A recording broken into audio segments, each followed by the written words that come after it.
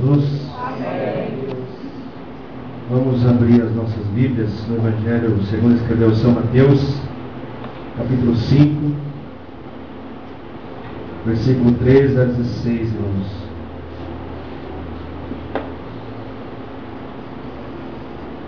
Louvado seja Deus. Aleluia. Glória a Deus. Evangelho de Mateus, capítulo 5, versículo 13 ao 16. Diz assim: Vós sois o sal da terra. Ora, se o sal vier a ser insípido, como lhe restaurar o sabor? Para nada mais presta, senão para ser lançado fora, ser pisado pelos homens. Vós sois a luz do mundo. Não se pode esconder a cidade edificada sobre um monte, nem se acende uma candeia para colocá-la debaixo do alqueire, mas no velador, e alumia todos os que se encontram na casa. Assim brilhe também a vossa luz diante dos homens, para que vejam as vossas boas obras e glorifiquem o vosso Pai que está nos céus. Vou fazer uma breve oração, irmãos. Senhor Jesus, continue a falar conosco, Pai. Me ajuda, Senhor, neste momento, a falar da Tua santa e bendita palavra. Que o Teu Espírito Santo, Deus, use, Senhor Jesus, esta palavra para falar conosco, para falar à Tua igreja.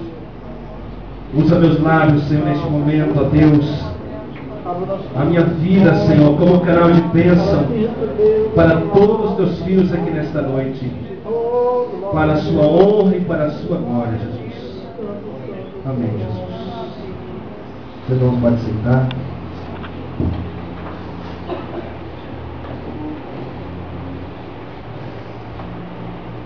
Irmãos, nós vamos meditar um pouco aqui, porque na realidade o nosso alvo é orar. Vamos meditar um pouco aqui na palavra. E logo em seguida, nós vamos estar procurando apresentar a nossa vida nas mãos do Senhor mais uma vez. Desde já eu agradeço ao Senhor Jesus por esta oportunidade. E assim, gostaria de dizer aos irmãos, quando a Bíblia diz que a igreja, ela é um corpo, porque ela é um corpo mesmo, irmãos. E assim, quando a gente tem uma dificuldade, automaticamente a igreja, ela nos abraça nessa dificuldade, ora pela gente, intercede pela gente. E assim, eu me lembro de Elias.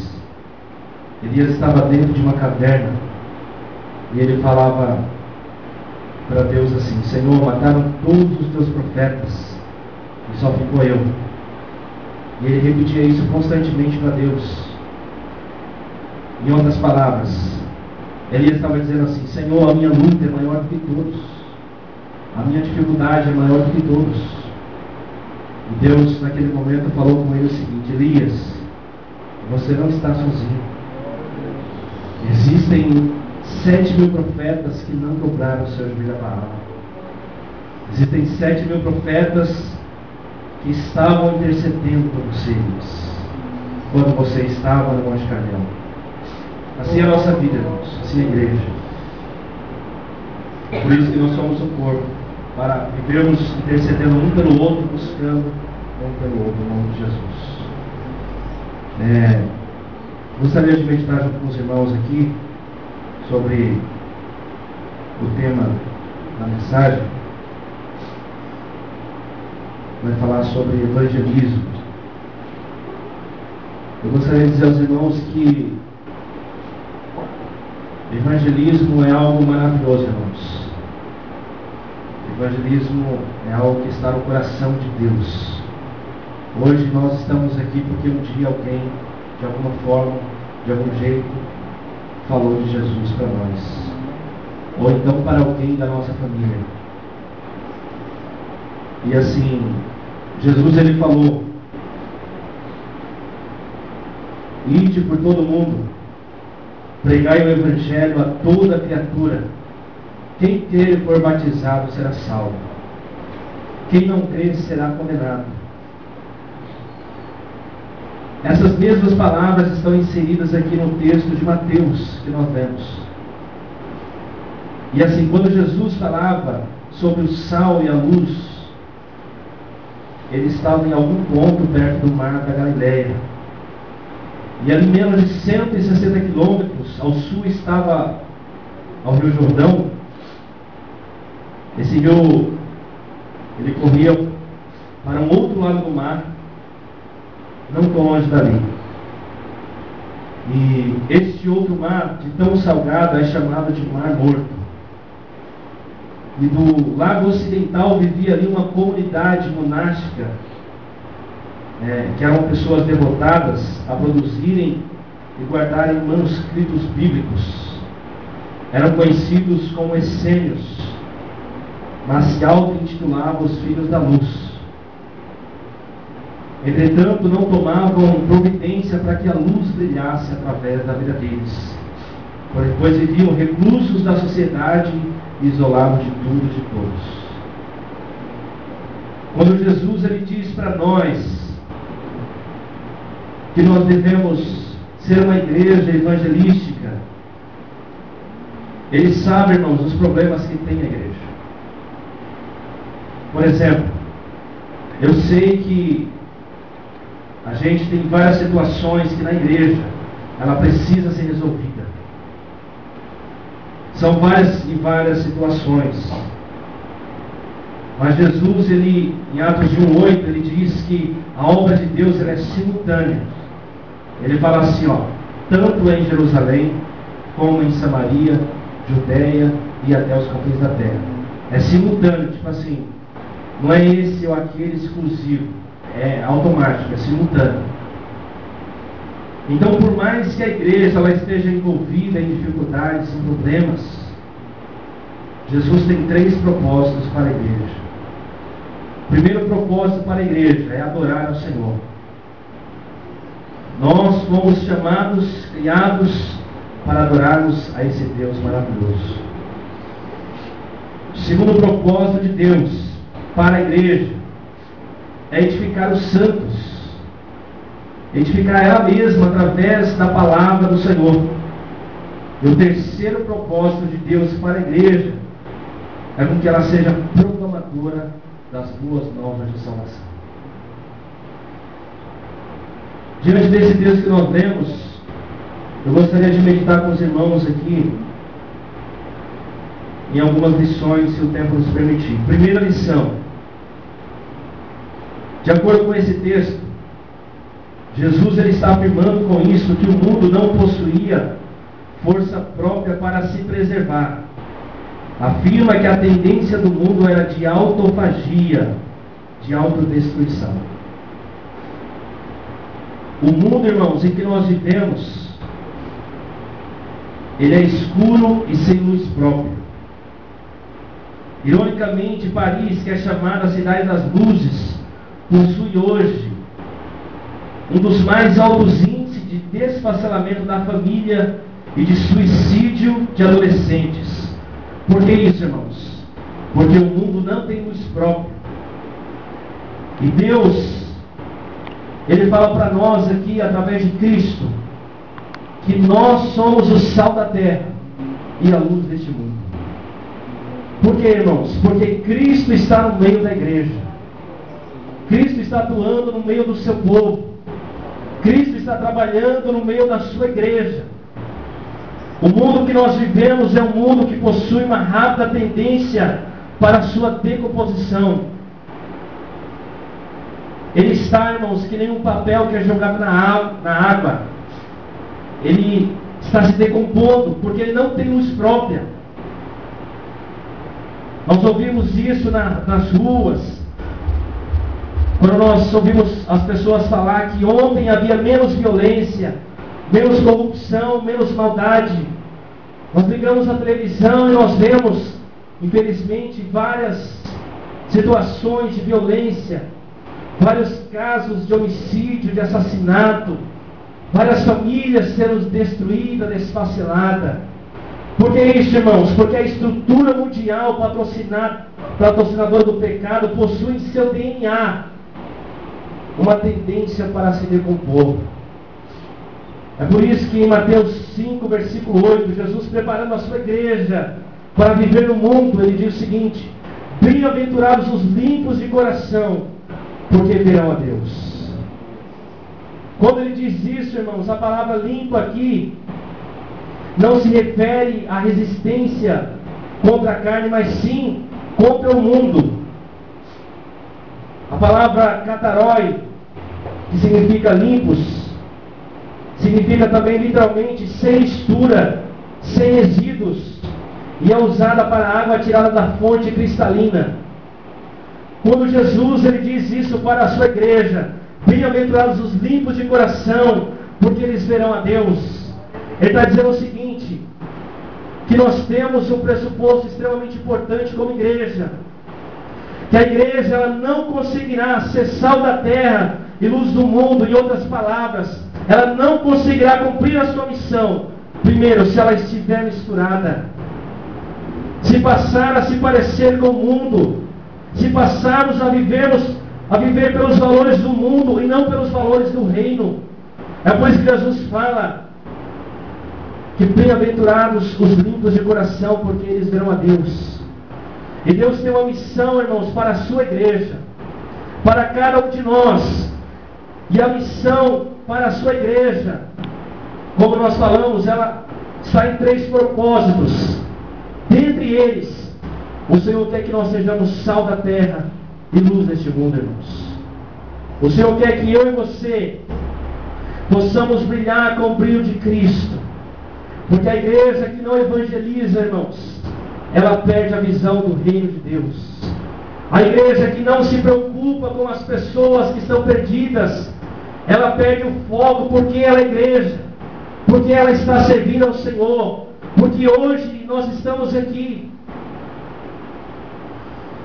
C.S. Lewis diz o seguinte: não nascemos para a felicidade, nascemos para amar. Em outras palavras, a igreja não foi chamada essencialmente para ser feliz, mas para fazer Deus feliz, para fazer a vontade do Senhor.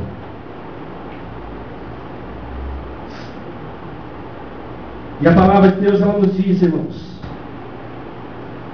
em 1 Coríntios 9,16, o apóstolo São Paulo falando, respondendo algumas indagações dos coríntios, ele diz assim, se anuncio o evangelho, não tenho de que me gloriar, pois sobre mim pesa essa obrigação, porque ai de mim se não pregar o evangelho. Paulo se sentia devedor, irmãos.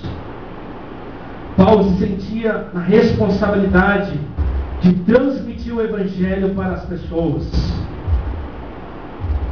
Jesus afirma, irmãos, que o mundo não possui força própria para se preservar. Afirma que a tendência do mundo é de autodestruição, irmãos.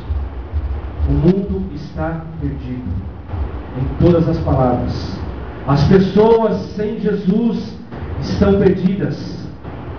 Deus, Ele olha para mim e para você, e Ele vê através de mim e dos irmãos, a igreja dele, a noiva do Cordeiro, aquela que um dia vai estar subindo de encontro a Ele no alto céu, para se encontrar com o Senhor e ali viver com Ele para sempre. Ele vê em nós, irmãos, a resposta para o mundo que sofre. Ele vê em nós a resposta para o mundo que pensa em suicídio, para as famílias que estão se destruindo, para as famílias que estão em pedaços. Através da sua vida, Deus quer usar a mim e a vocês para ser bênção para outras pessoas.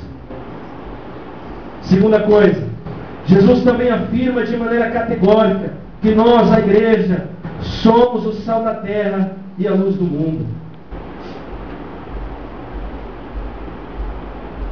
Jesus, irmãos, aqui, Ele está demarcando o campo de poder da igreja. Ele estava longe da cidade, dos templos, das sinagogas, das escolas, das estruturas do poder econômico, político e social.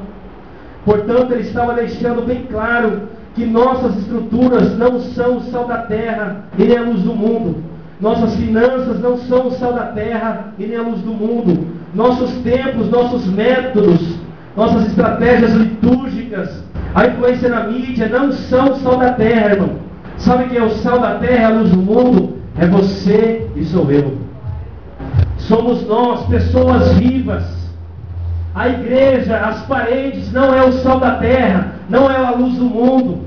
Aqui é um lugar onde Deus, pela sua graça e misericórdia, preparou para que nós pudéssemos estar aqui adorando a Ele, buscando a Ele.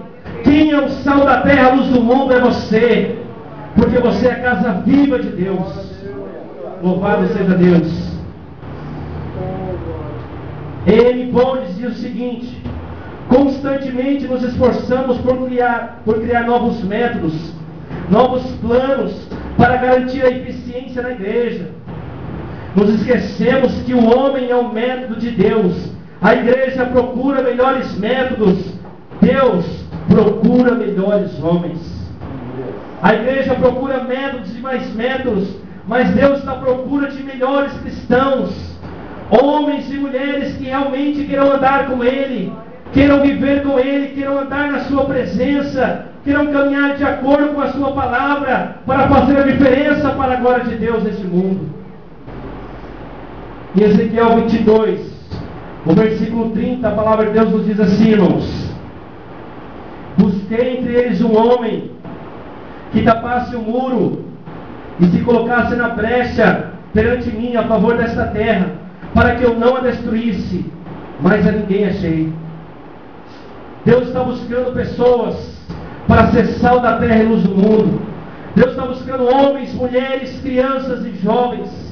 Assim como Ele mandou o profeta Samuel descer à casa de Jessé, e lá, dentro da sua casa, escolheria um rei para ele. O Espírito Santo de Deus vem no meio da sua igreja. Ele vem de encontro à sua igreja. E Ele quer escolher, irmãos, no nosso meio, pessoas, homens e mulheres, para ser testemunha desse evangelho maravilhoso. A palavra de Deus nos diz que quando o profeta desceu na casa de Jessé, estava diante dele seus filhos formosos, valentes, corajosos, guerreiros. Samuel olhou para um deles e falou assim: eis que está diante de mim aquele a qual o Senhor tem escolhido. Então naquele momento o Senhor falou para Samuel: não é este, porque eu não vejo como o homem vê. O homem vê o que está por fora, eu vejo o que está por dentro. O que eu escolhi não está aqui, ele está lá no campo trabalhando. Porque, irmãos, a palavra diz que Davi foi um homem segundo o coração de Deus. Jesus quer, irmãos, que nós como igreja sejamos uma igreja segundo o coração de Deus, segundo o coração do Senhor. Há no mundo hoje, irmãos, cerca de 2.227 povos não alcançados ainda. 4.000 povos sem uma igreja forte o suficiente para alcançar a sua própria etnia.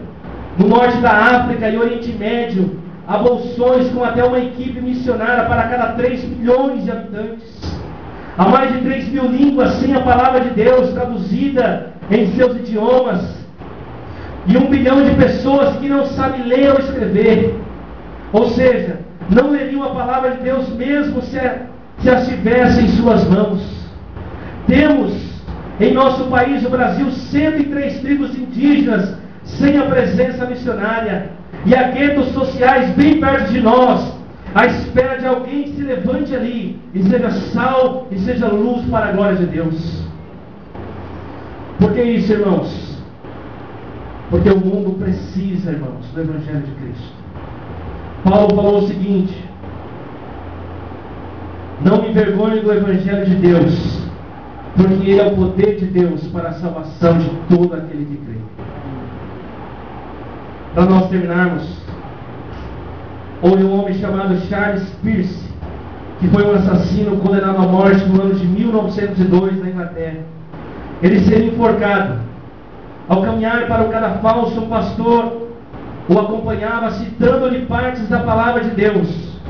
No meio do caminho, Charles Peirce parou e perguntou para o pastor: o senhor crê no que está falando?